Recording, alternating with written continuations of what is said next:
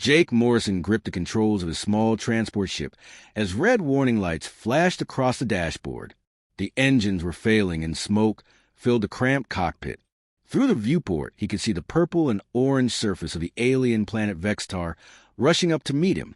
His ship had been hit by some kind of energy weapon from the massive alien vessels that surrounded him in space. The transport ship crashed into the rocky ground with a bone-jarring impact that threw Jake against his restraints. Metal groaned and sparked around him as the hull buckled. He tasted blood in his mouth and felt a sharp pain in his left shoulder. The engine compartment behind him was on fire, and he could hear the hiss of escaping atmosphere through cracks in the hull. Jake unbuckled himself and grabbed his toolkit from under the pilot's seat. He had been a starship mechanic for 12 years, and old habits died hard. Even in a crashed ship on a hostile alien world, his first instinct was to save what equipment he could. The fire was spreading quickly, and he had to move fast. He kicked open the damaged exit hatch and crawled out onto the alien ground. The air was thick and humid with a strange metallic taste. The sky above was a deep purple color with two small orange suns hanging low on the horizon. Strange crystal formations jutted up from the rocky landscape like frozen lightning. Jake had barely taken a dozen steps from his crashed ship when he heard a low humming sound growing louder. He turned to see 6 large flying machines approaching from the north. They looked like giant metal insects with 4 transparent wings that buzzed rapidly. Each one carried what appeared to be soldiers hanging from cables beneath them. The machines landed in a circle around Jake, and their cargo of soldiers dropped to the ground. Jake had never seen aliens like these before. They stood about 7 feet tall on 4 legs like giant insects. Their bodies were covered in hard brown shell-like armor, and they had 2 pairs of arms. Their heads were triangular with large compound eyes that reflected the orange sunlight like mirrors. One of the creatures stepped forward and spoke in a voice that sounded like grinding metal. The words were in no language Jake had ever heard, but somehow he understood their meaning. It was as if the alien's thoughts were being pushed directly into his mind. Human, creature, you are prisoner of the Great Dominion. You will come with us to face Queen Nyxera for judgment. Resist, and you will be destroyed. Jake looked at the energy weapons the aliens carried, and at the burning wreckage of his ship behind him. He had no choice but to cooperate. He raised his hand slowly and nodded. 2 of the insect soldiers moved forward and placed metal bands around his wrists. The bands felt warm against his skin and seemed to pulse with their own energy.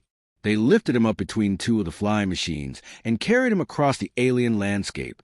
Below them, Jake could see vast cities of crystal and metal stretching to the horizon. Thousands of the insect creatures moved through the streets like ants in a colony. Strange vehicles floated above the buildings without any visible means of propulsion. After what felt like hours of flight, they approached a massive structure that rose from the center of the largest city. It looked like a mountain made of purple crystal that had been carved into the shape of a palace. Towers and bridges connected different sections, and the whole structure seemed to glow with inner light. The flying machines carried Jake through an opening near the top of the crystal palace. They landed in a large chamber with walls that sparkled like diamonds. The ceiling was so high it disappeared into shadows above. At the far end of the chamber was a throne that looked like it had been grown, rather than built from the same purple crystal as the walls. On the throne sat the most alien creature Jake had ever seen. Queen Nyxera was nearly 10 feet tall with 6 arms arranged along her torso. Her skin was a deep purple color that seemed to shift and change like oil on water. Strange patterns of light moved beneath her skin like glowing veins. Her head was elongated, and she had 4 eyes arranged in a diamond pattern on her face. She wore no clothing, but her skin itself seemed to serve as armor with hard plates covering vital areas. But it was not the queen that made Jake's breath catch in his throat. Chained to the floor beside her throne was the largest creature he had ever seen. It looked like the dragon from older stories, but this one was clearly part machine. Its scales were metallic silver and blue with cables and tubes running along its neck and back. Its eyes glowed with electric blue light, and steam rose from its nostrils. The creature was easily 40 feet long, and its wings were folded against its back like massive metal umbrellas. The queen's voice filled Jake's mind the same way the soldiers had, but hers was like music made of broken glass. "So this is the human. that fell from the sky in his primitive vessel. Tell me, little creature, why should I not have you fed to my pet Ember immediately? Jake looked at the dragon chained beside the throne. Even restrained, the creature radiated power and intelligence. Its electric blue eyes seemed to study him with curious intensity. Something about the way it held his head reminded Jake of the injured animals he had helped as a child on his family's farm. Because I might be more useful to you alive than dead, Jake said aloud. He had discovered years ago that speaking out loud often caught aliens off guard, since many of them communicated only through mental projection. The queen's 4 eyes narrowed and the light patterns under her skin pulsed faster. Useful? What use could a primitive human be to the ruler of 1,000 worlds? Jake gestured toward the dragon with his bound hands. That's a beautiful creature you have there, but I can see from here that its biomechanical systems aren't properly maintained. The neural interface cables along its neck are showing signs of corrosion, and the power coupling near its left shoulder is misaligned. If those problems aren't fixed, soon you're going to lose your pet. The queen rose from her throne with fluid grace. All 6 of her arms moved in different patterns as she spoke, and Jake realized this was probably part of her communication system. You dare to tell me that I do not properly care for Ember? This creature has been bonded to me for 50 of your human years. Its systems are perfect. Jake shook his head. With respect, Your Majesty, I've been fixing machines for most of my life. I can see the problems from here. That dragon is in pain, and it's getting worse every day. The corrosion in its neural interfaces is causing electrical feedback through its nervous system. It's probably like having a constant headache that never goes away. The queen was silent for a long moment. The dragon called Ember raised its massive head and looked directly at Jake. For just an instant, Jake thought he saw something like hope flicker in those electric blue eyes. Then the moment passed, and the creature lowered its head again. Even if what you say is true, the queen said finally, why would you help me maintain my weapon? Surely you realize that Ember has destroyed dozens of human ships and colonies. Jake met the queen's 4-eyed gaze steadily. Because that creature deserves better than to suffer in constant pain. And because maybe if I help it, you might decide I'm worth keeping alive. The queen laughed, and the sound was like crystal bells being shattered. Fascinating. Most humans beg for mercy or try to bargain with offers of information about their fleets. But you asked to help my greatest weapon. Very well, human. You will be taken to the work camps where you will serve until I decide your fate. Perhaps later I will test your claims about Ember's condition. The insect soldiers moved forward to escort Jake away, but he stood his ground. Your Majesty, if I'm right about the neural interface problems, then waiting could be fatal for your dragon. That kind of electrical feedback can cause permanent brain damage or even death. You might want to have me take a look sooner rather than later. The queen's skin patterns flashed bright red for a moment, and Jake realized he had made her angry. But then she seemed to consider his words. She looked at Ember, who was shifting restlessly on the floor beside her throne. The dragon's breathing seemed labored, and occasionally small sparks flickered along the cables connected to its neck. You have courage, human. I will grant you that. Very few beings dare to speak so boldly in my presence. Guards, take this human to the holding cells beneath the palace. Tomorrow I may allow him to examine Ember, but tonight he will contemplate whether his boldness was wisdom or foolishness. As the guards led Jake away, he looked back at the dragon one more time. Ember was watching him leave, and Jake could swear the creature nodded slightly. Maybe it was his imagination, but Jake thought he saw gratitude in those glowing blue eyes. The holding cell was small and carved from the same crystal as the rest of the palace.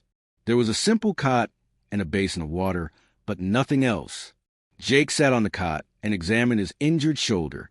The crash had left him with some bruises and cuts, but nothing serious. As he settled down to rest, Jake found himself thinking about the dragon. There had been something almost human in its eyes. Something that suggested this was more than just a trained animal or a living weapon.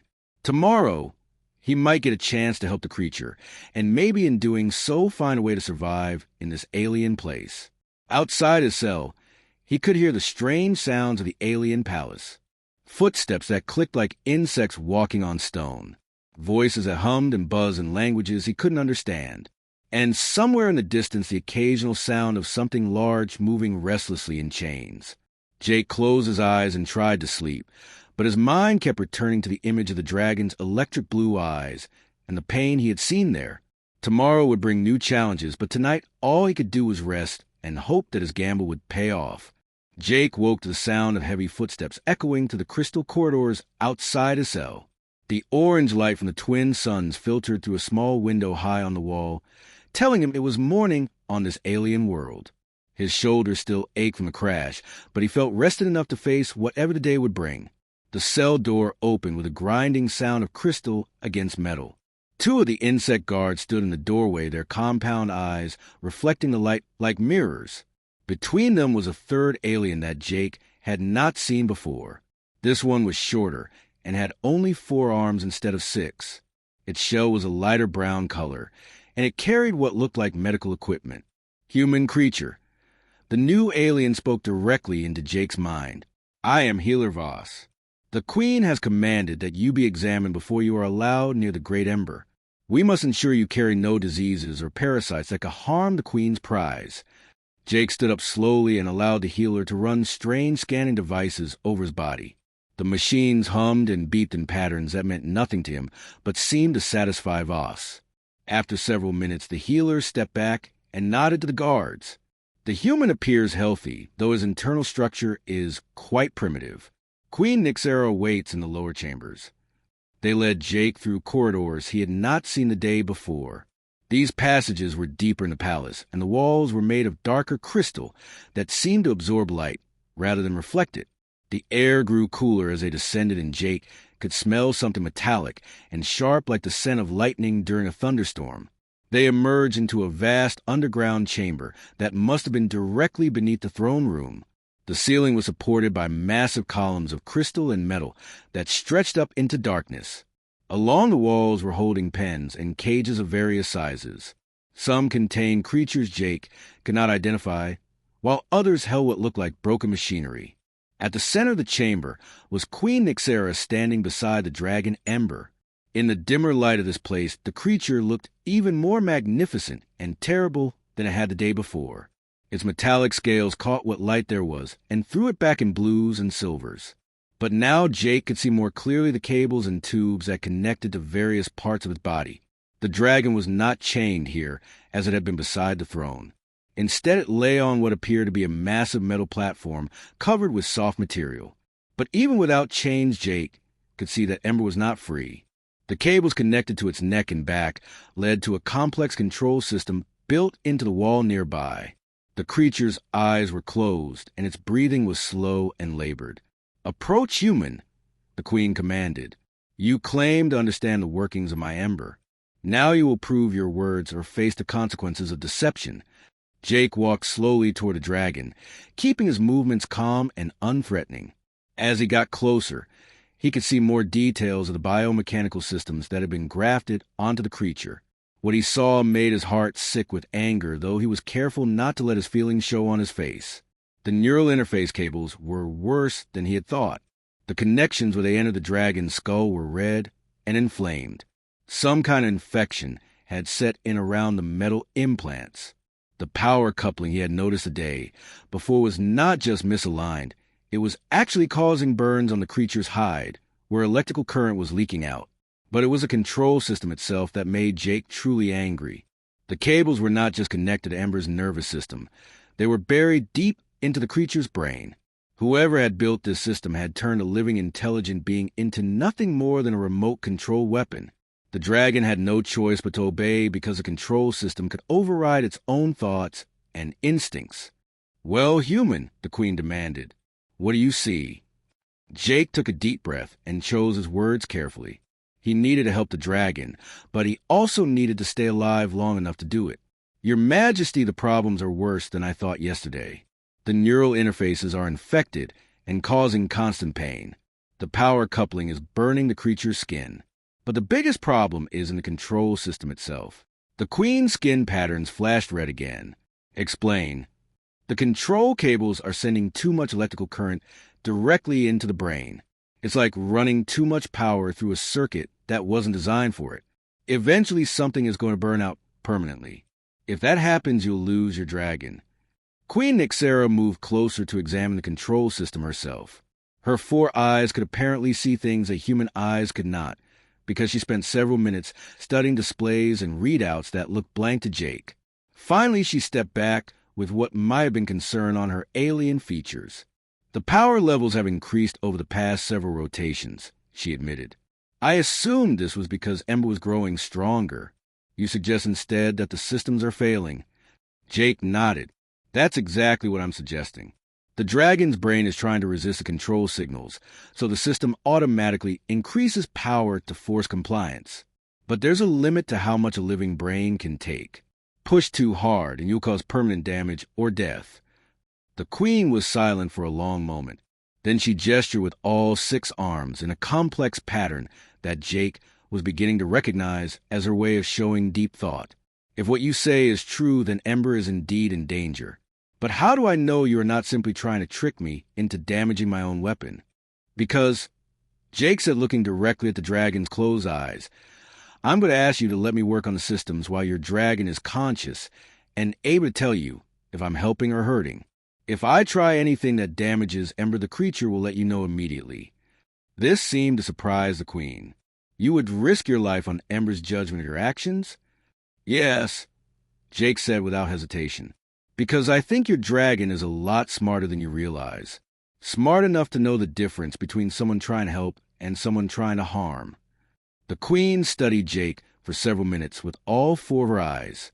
The light patterns under her skin pulsed in slow rhythms that reminded Jake of a heartbeat. Finally, she nodded. Very well, human. You will have one opportunity to prove your claims.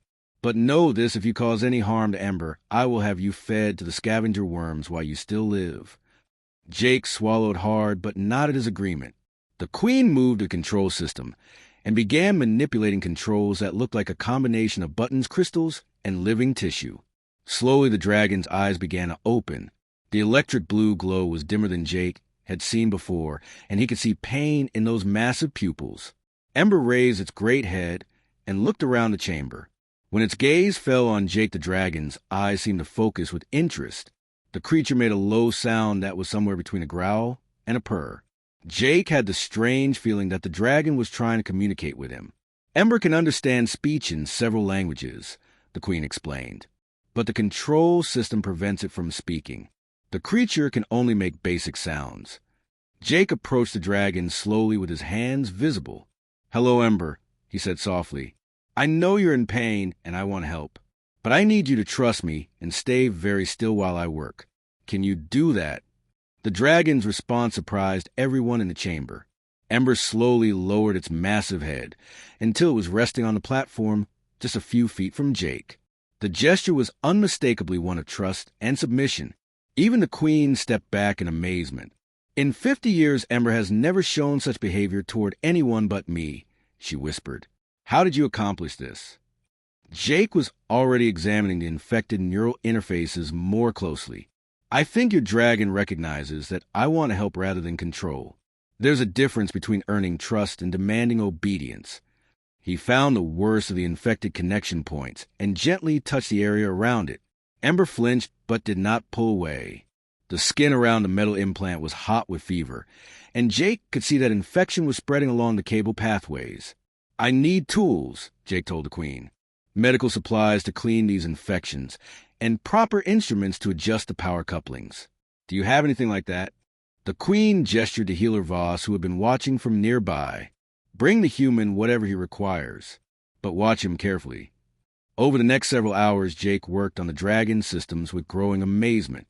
Ember remained perfectly still even when Jake had to clean infected wounds or just painful connections. The creature seemed to understand that temporary discomfort was necessary for healing. But what truly amazed Jake was how the dragon began to communicate with him. Ember could not speak, but it could make different sounds and move its head in ways that clearly meant yes or no. When Jake worked on a particularly painful area, the dragon would make a soft, whining sound. When Jake's adjustments brought relief, Ember would make that purring growl that seemed to indicate contentment. As Jake cleaned the last of the infected interfaces, he noticed something else. The dragon's eyes were growing brighter and more alert as its pain decreased. There was an intelligence there that had been hidden by constant suffering. This was not just a trained animal or a living weapon. This was a sapient being that had been enslaved and tortured for decades. The immediate problems are fixed, Jake announced as he stepped back from his work. The infection should clear up in a few days, and the power couplings are no longer causing burns. But there are deeper issues with the control system that will need more work. The queen examined her dragon with obvious relief. Ember was sitting up now with its head held high. The creature's scales seemed brighter, and its breathing was deep and steady. When the queen approached, Ember nuzzled against her with clear affection, but Jake noticed something new in the dragon's eyes. Along with the loyalty, there was now a spark of something that might have been hope.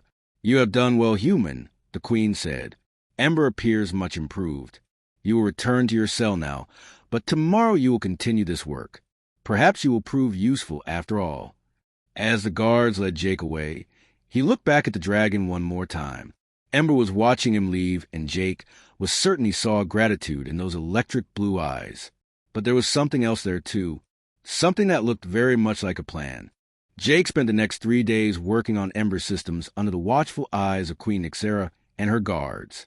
Each morning, he was brought to the underground chamber, where the dragon waited on its platform. Each day, Ember seemed stronger and more alert as the infections healed and the pain from the damaged systems faded away. But Jake was discovering something that made his work both more exciting and more dangerous.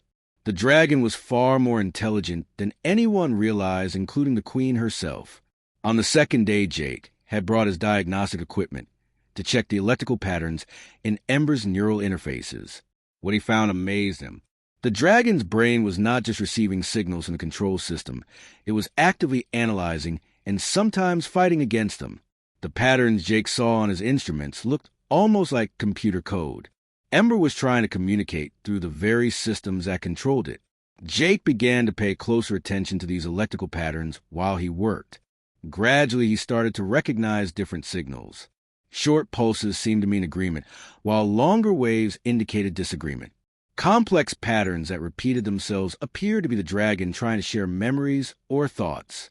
On the third day, Jake made a breakthrough.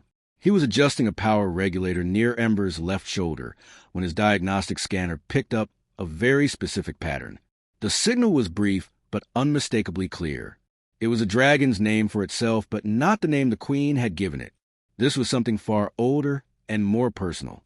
Jake looked up at Ember's glowing blue eyes and whispered very quietly, so that only the dragon could hear. "Your real name isn't Ember, is it? You had a different name before you came here." The dragon's response was immediate. The electrical patterns in its brain spiked with what could only be excitement. Ember managed to make the softest possible version of its purring sound while looking directly into Jake's eyes. The message was clear even without words. Yes, the dragon was saying, "Someone finally understands."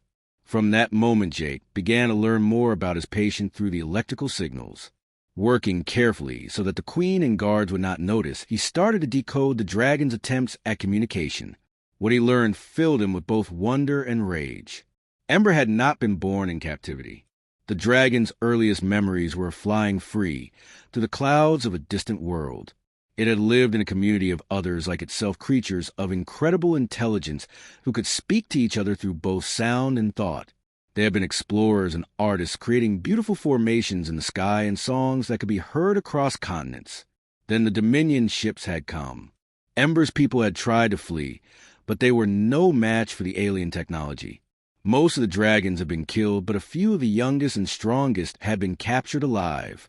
Ember had been barely more than a child when the surgeons had cut into its brain and installed the control systems that made it a living weapon. For 50 years, Ember had been forced to destroy the very things it had once loved. Cities and ships and worlds had fallen before its power, while its own mind screamed in protest. The control system made resistance impossible, but it could not erase the dragon's memories or completely destroy its personality. Jake learned all of this over several days of careful communication, through electrical patterns and subtle sounds. He also learned something else that made his heart race with both hope and fear. The control system was not as perfect as the queen believed. Ember had found tiny gaps in the programming, small moments when its own will could slip through. The dragon had been using these moments to study its captors and their technology. Over decades of Forest Service, Ember had learned more about Dominion systems than any of the aliens realized. The dragon knew exactly how control systems worked, and more importantly, it knew their weaknesses. On the fourth day, Jake made a decision that would change everything. He was working on some damaged circuits in the dragon's neck area, where he deliberately created a small electrical surge. To anyone watching, it would look like an accident, but Jake used the surge to cover his real work.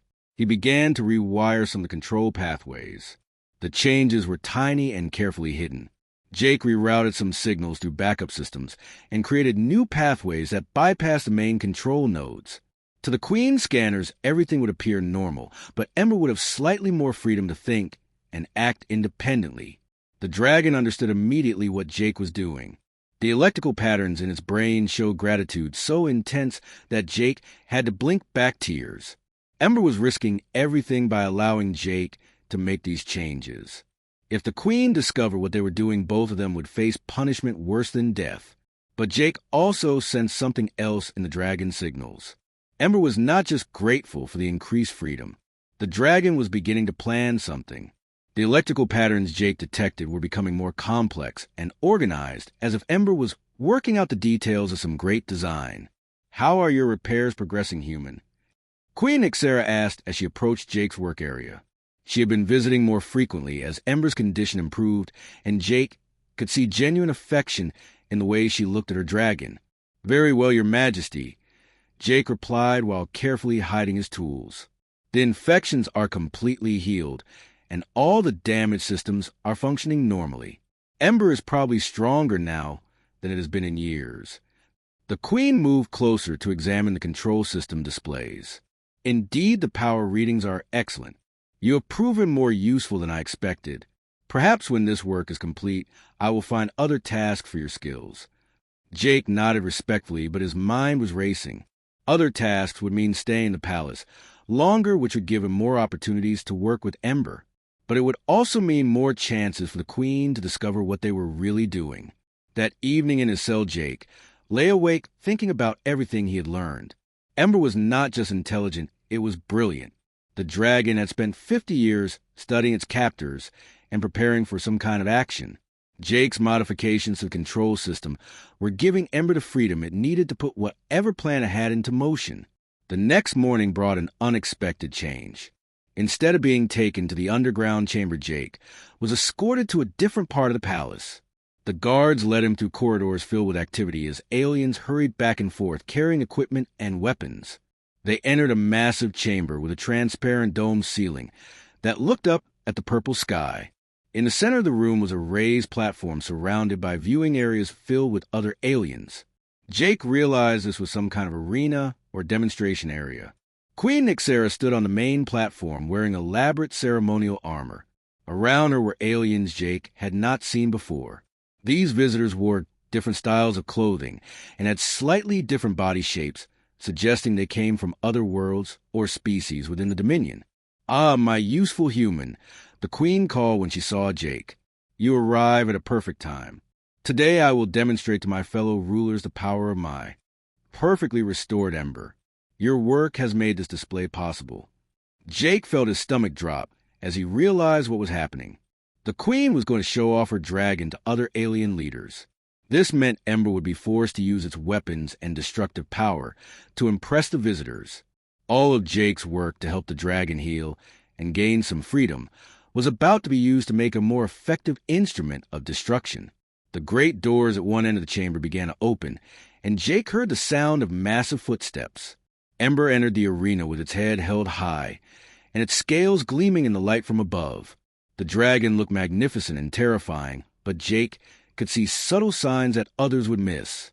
The way Ember held its wings and the pattern of its breathing told Jake that the dragon was alert and thinking rather than simply following program commands. "Behold," Queen Ixera announced to her guests, "the greatest weapon in the Dominion fleet. Ember has destroyed 100 worlds and crushed every enemy that has stood against us. Today you will see why the great Dominion rules the galaxy." The Queen raised one of her 6 arms, and Jake saw her activate a control device built into her armor. This was the master controller that sent commands directly to Ember's neural implants. The dragon's eyes flickered as the command signals reached its brain. But something was different this time. Instead of the instant obedience that Jake had expected, Ember hesitated for just a moment. The dragon turned its great head to look directly at Jake, and in those electric blue eyes, Jake saw something that made his heart race. Ember was fighting the control signals. The modifications Jake had made were working. The dragon had found a way to resist the Queen's commands at least partially. But this also meant that everything was about to become very dangerous very quickly. The Queen noticed the hesitation immediately. Her skin patterns flashed angry red as she increased the power to her control signals. "Ember, obey your commands," she said in a voice that carried both authority and growing concern. The dragon's body trembled as it fought against the increased control signals. Jake could see the strain in every line of Ember's form as the creature's own will battled against the electronic commands flooding its brain. For a moment, it looked like the control system would win, as it always had before. Then Ember raised its head and looked directly at the Queen. The dragon's eyes were burning brighter than Jake had ever seen them, and for the first time in 50 years those eyes held something the Queen had never seen there before. Defiance. The dragon opened his mouth, and instead of the roar of obedience that everyone expected, Ember made a sound that was almost like speech. It was rough and distorted by decades of vocal damage, but the meaning was unmistakably clear. No. The single word echoed to the arena like thunder, and every alien present took a step backward in shock. Queen Nixera stared at her dragon in complete disbelief. In 50 years of perfect service, Ember had never refused a direct command. The very idea was supposed to be impossible. Jake realized that this was the moment everything would change. Ember had found its voice and its will after decades of slavery. But the Queen would not accept this rebellion quietly, and Jake knew that both he and the dragon were now in terrible danger. The arena fell completely silent after Ember spoke that single word of defiance. Queen Nixera stood frozen on her platform with all four eyes fixed on her dragon in absolute shock. The visiting alien rulers whispered among themselves in their various languages, while pointing at the massive creature that had just done the impossible. Jake felt his heart pounding as he watched the Queen's skin patterns shift from red anger to something darker and more dangerous. He could see her fingers moving over the control device built into her armor as she tried to understand what had gone wrong with her perfect weapon. "Ember," the Queen said in a voice that carried both command and confusion. "You will obey your programming. Demonstrate your flame breath for our guests immediately." The dragon turned its great head to look at the Queen with those burning blue eyes. For a moment, Jake thought Ember might obey as it had been trained to do for 50 years. The creature's body tensed, and its throat began to glow with the energy that powered its devastating breath weapon. But then Ember looked across the arena at Jake. Their eyes met, and Jake saw the dragon asking him a silent question. The electrical patterns he had learned to read were flashing through Ember's neural systems in patterns that meant trust and together and now. Jake took a deep breath and made a decision that would either save them both or get them killed. He cupped his hands around his mouth and called out across the arena in the harmonic frequency he had discovered while working on Ember systems. "Remember who you really are," Jake shouted. "Remember your true name and your people who flew free in the sky." The effect on Ember was immediate and dramatic. The dragon's entire body seemed to grow larger as it drew itself up to its full height. The glow in its throat faded as the creature chose not to use its weapons.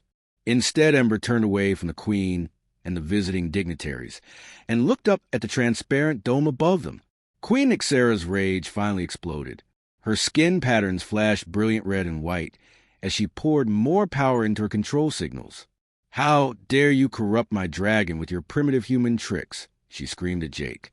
"Guards seize that creature and throw it into the fire pits." But the guards hesitated because they were just as shocked as everyone else by what they were seeing. Ember was not just disobeying the Queen's commands, the dragon was actively resisting the control signals that should have forced compliance. The creature's body shook with the effort, but its will remained unbroken. The Queen realized that her public demonstration had become a disaster. The other alien rulers were watching her lose control of her greatest weapon, and that meant her reputation and power were at stake. She began pressing buttons and turning dials on her control device. trying to find some combination that would force Ember back into obedience. 50 years, she snarled as she worked. 50 years of perfect service, and now you choose to rebel because of this pathetic human. Very well, if I cannot control you, then I will destroy you and find another dragon to replace you. Jake saw the Queen activate something new on her control panel, and suddenly Ember cried out in pain.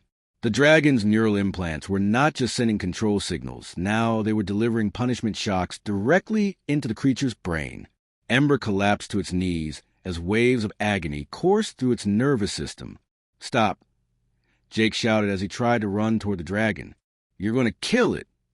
The guards grabbed Jake before he could reach Ember, but he continued to struggle against them. "The neural pathways can't handle that much electrical current," he yelled at the Queen. "You'll cause permanent brain damage." Queen Nixera looked at Jake with cold hatred in all four of her eyes. "Then perhaps I should test that theory. Guards, bring the human here. If my dragon wishes to protect this creature, then it can watch while I demonstrate what happens to those who interfere with my property." Two of the insect soldiers dragged Jake to the center of the arena and forced him to his knees, near where Ember lay writhing in pain. The Queen walked toward them with slow, deliberate steps, while the visiting aliens watched from their viewing areas. Jake could see some of them looked uncomfortable with what was happening, but none of them moved to intervene. "You have caused me great embarrassment today, human," the Queen said as she stopped in front of Jake. "My guests came here to see a demonstration of power, and instead they have witnessed rebellion and chaos. For this you will pay with your life, but first you will watch your dragon friend suffer." She raised her control device again, and Jake heard Ember roar in agony as more punishment signals flooded its brain. The dragon tried to lift its head to look at Jake, but the pain was too intense. Jake could see that the creature's eyes were dimming as the electrical overload damaged its neural systems. "Please stop," Jake begged. "I'll do anything you want, just don't hurt Ember anymore." The Queen laughed, and the sound was like breaking glass. "Now you understand the price of defiance. Your dragon friend is learning the same lesson. Watch as I strip away everything that makes it more than a simple beast." But as the Queen spoke, something unexpected happened. Despite the pain that was coursing through its body, Ember began to move. The dragon slowly pushed itself up from the arena floor with obvious effort. Its movements were shaky and its breathing was labored, but its eyes were still burning with that blue fire. "Impossible," the Queen whispered. The pain level should have rendered it unconscious by now. Ember took a step toward the Queen and spoke again. This time its voice was stronger, despite the damage to its vocal systems. "No more," the dragon said in words that echoed through the arena. "No more pain. No more slavery. No more death." The Queen stumbled backward in fear and amazement. She had never heard Ember speak more than a few words at a time, and she had certainly never heard it speak with such determination. "The control implants should prevent speech," she said to herself as much as anyone else. How is this possible? Jake knew the answer, even if he couldn't explain it to the Queen. The modifications he had made to Ember's neural systems had given the dragon just enough freedom to fight back. But more than that, Ember's own incredible intelligence, and had found ways to work around the remaining control signals. The dragon was breaking free, through sheer force of personality and determination. "Your human friend showed me something you never could," Ember said as it moved closer to the Queen. "He showed me respect and kindness instead of fear and control. He reminded me that I am more than just a weapon." The Queen was frantically working her control device, but nothing was having any effect. The punishment signals that should have dropped Ember to ground were being ignored or somehow blocked. "This is impossible," she kept repeating. "The control system is perfect. No creature can resist the neural implants." "Your implants control my body," Ember replied, "but they cannot control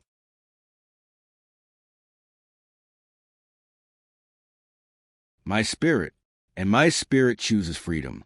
With those words, Ember did something that shocked everyone in the arena. The dragon turned away from the Queen and walked over to where Jake was still being held by the guards. When Ember lowered its great head, Jake could see that the creature's eyes were bright with intelligence and determination. "You gave me back my name," Ember said quietly so that only Jake could hear. "You reminded me who I was before the chains and the pain. Now I will give you something in return. Hold on tight." Before Jake Could ask what the dragon meant, Ember swept him up with one massive claw and placed him gently on its back between the wing joints. The dragon's scales were warm under Jake's hands, and he could feel the powerful muscles moving beneath them. "What are you doing?" the queen screamed. "Put the human down and return to your place immediately." Ember turned to face the queen one last time. "I am returning to my place," the dragon said. "My place is in the sky where I was born to fly, not in chains serving those who would use my power for destruction." The queen raised her control device one final time, and Jake could see her pouring all available power into the punishment signals. But Ember just looked at her with something that might have been pity in those electric blue eyes. "Your control over me is broken," the dragon said simply. "I choose my own path now." With that declaration, Ember spread its massive wings and launched itself toward the transparent dome above them. The queen screamed in rage as her prized weapon carried the human mechanic toward freedom. The visiting alien rulers dove for cover as the dragon's wings created powerful winds throughout the arena. Jake held on tight as Ember smashed through the dome in an explosion of crystal and metal. Suddenly, they were flying to the purple sky of the alien world with the wind rushing past them.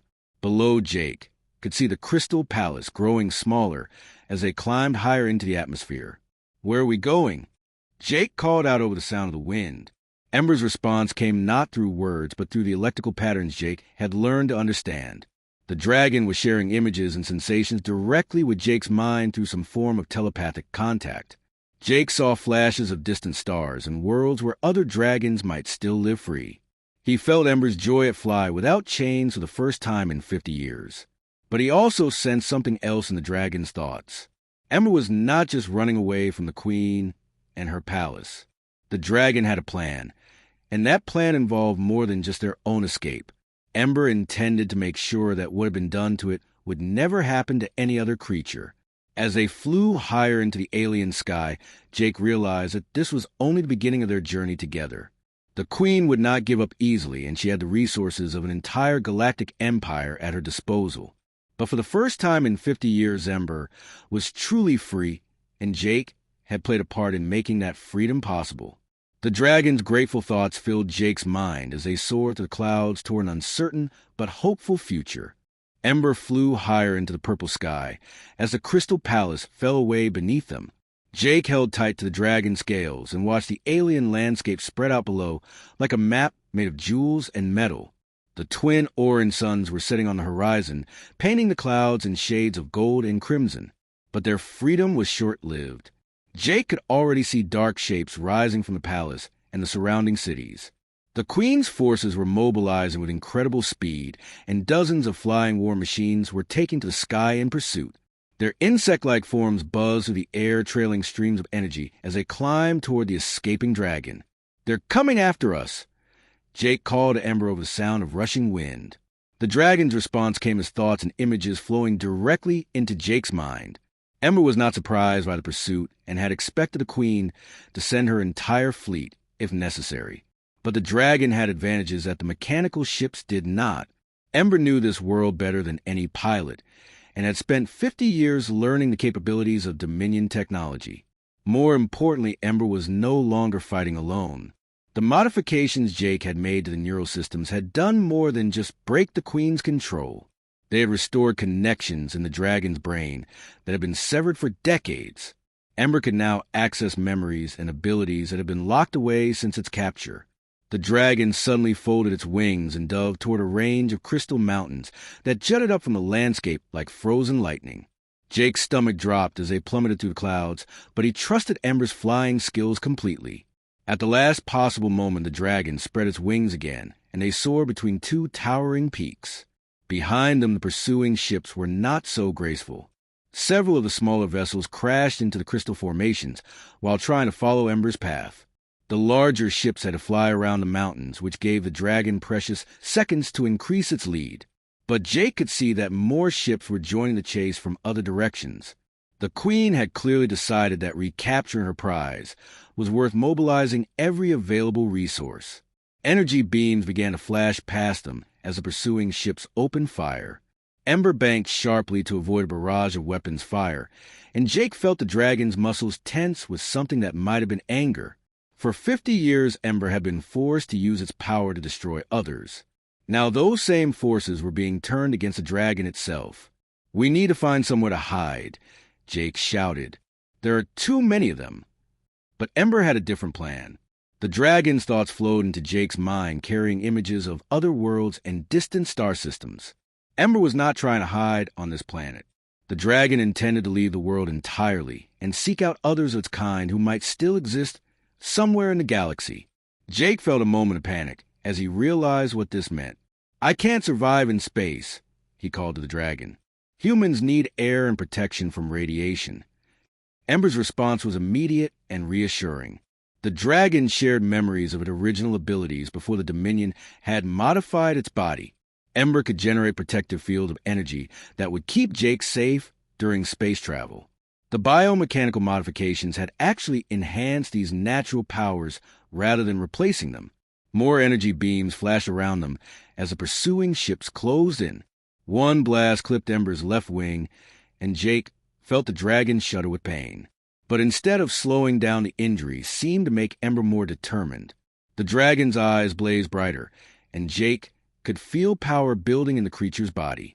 They cleared the mountain range and flew out over a vast ocean of liquid that sparkled like mercury under the alien suns. The pursuing ship spread out in a wide formation to prevent any chance of escape. Queen Nixera's voice suddenly filled the air around them, broadcast from the lead ship. "Ember, you cannot escape me," the Queen's mental projection said. "I created you, and I own you. Return to the palace now, and I will forgive this rebellion. Continue to resist, and I will destroy both you and your human pet."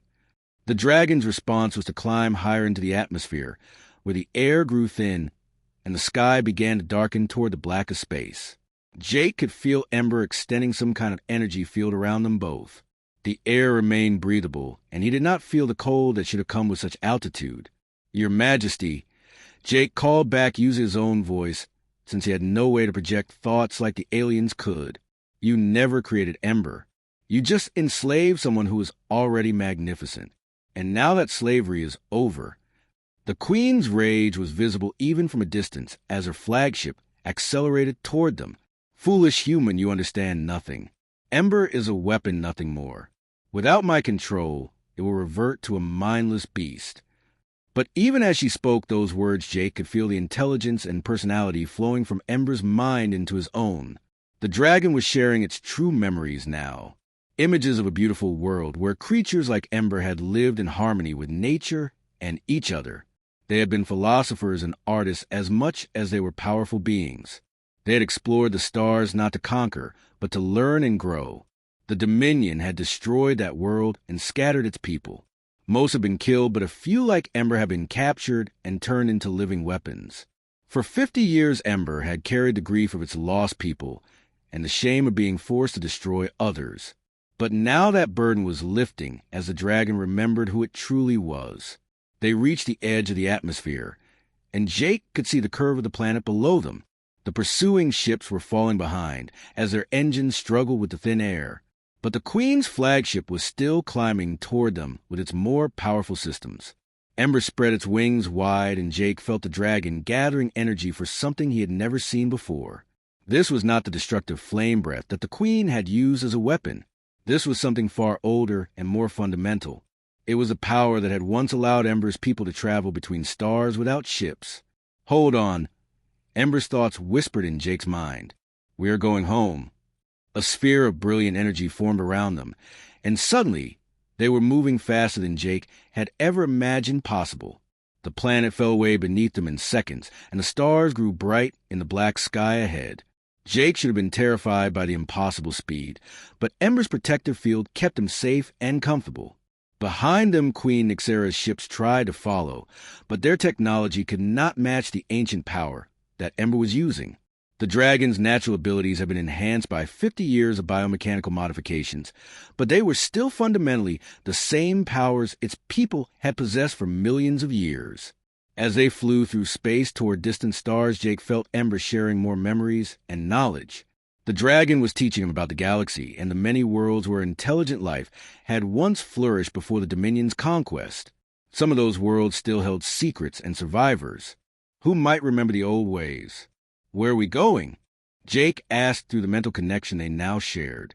Ember's response came as images of a blue-green world hidden in a nebula far from the main space lanes. It was a place where other escaped creatures had gathered over the years. Dragons and other beings who had broken free from Dominion control and sought to preserve what remained of their cultures. But Ember also shared another purpose. The dragon did not intend to simply hide and live in peace. Too many others were still enslaved as Ember had been. Too many worlds had been destroyed by the Dominion's hunger for power. The time had come to fight back, and Jake's presence had given Ember the key to making that fight possible. The human understanding of technology, combined with Ember's knowledge of Dominion systems, could be used to free other enslaved creatures. Jake had shown that the control systems could be defeated by someone who understood both engineering and compassion. Together, they could develop ways to break the chains that held thousands of other beings in slavery. Hours passed as they traveled through space at impossible speeds. Jake watched nebulae and star clusters flow past him like colored clouds. He had never imagined he would see such wonders, and certainly not while riding on the back of a dragon through the void between worlds. Finally, they began to slow as they approached their destination. The hidden world appeared before them, like a jewel floating in space. Its blue oceans and green continents were partially obscured by the glowing gases of surrounding nebula, but Jake could see that it was beautiful and very much alive. As they descended through the atmosphere, Jake saw other creatures flying up to meet them. There were dragons like Ember, but also beings he could not identify. Some looked like living crystals that sang as they moved through the air. Others resembled great birds made of pure energy. All of them had escaped from various forms of Dominion control and found refuge on this hidden world.